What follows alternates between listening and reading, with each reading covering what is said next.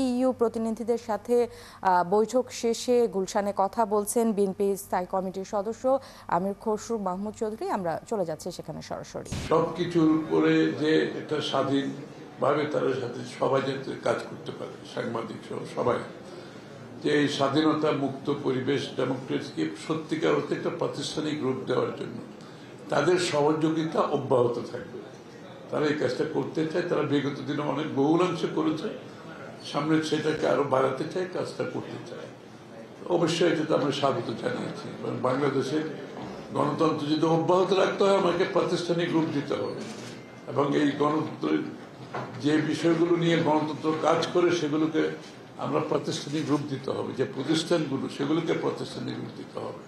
গণতান্ত্রিক কালচারটা, সংস্কৃতিটা আমরা ফিরিয়ে আনতে হবে, যে ভ্যালিউজগুলো নষ্ট হয়ে গেছে সেটা। দর্শক, গুলশানে কথা বলছেন আমির খসরু মাহমুদ চৌধুরী। আমরা সরাসরি সেখানে ছিলাম।